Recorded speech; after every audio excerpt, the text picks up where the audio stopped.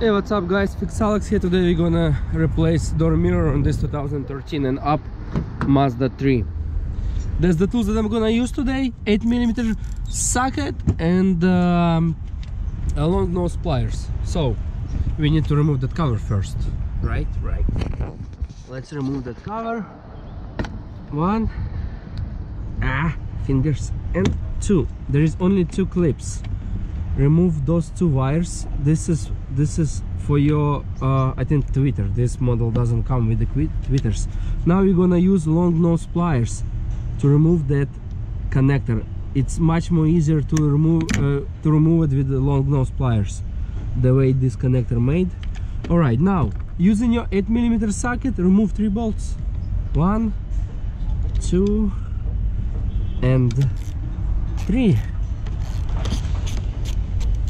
Okay. Ow.